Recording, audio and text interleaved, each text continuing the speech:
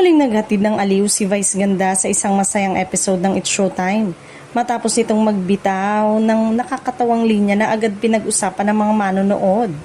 Sa gitna ng kulitan sa programa, pabirong sinabi ng Unkabogaable star ang katagang "sinigawan mo kasi, alam mong soft-hearted", na nagdulot ng malakas na tawanan mula sa live audience at maging sa mga kasama nito sa entablado.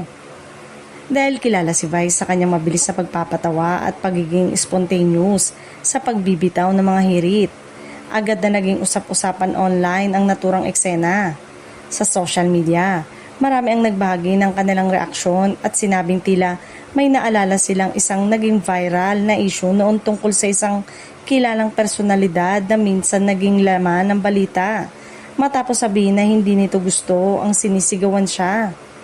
Bagamat walang direktang pinangalanan si Vice sa kanyang biro, hindi na iwasan ng ilang netizen na iugnay ito sa kontrobersyang minsan umingay sa online world. Dahil dito, nagkaroon ng samot-saring interpretasyon ang mga manonood at marami ang nagsimulang magbalik tanaw sa lumang issue na minsan ding pinag-usapan sa publiko.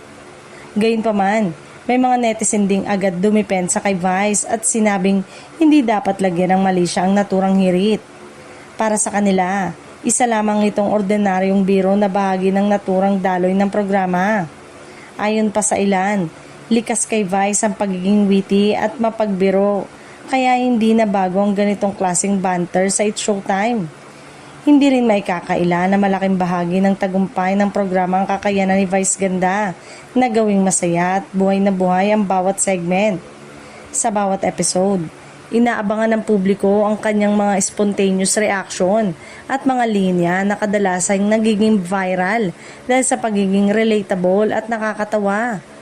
Sa kabila ng mga espekulasyon ng ilan, nananatiling magaan at positibo ang atmosphere sa studio.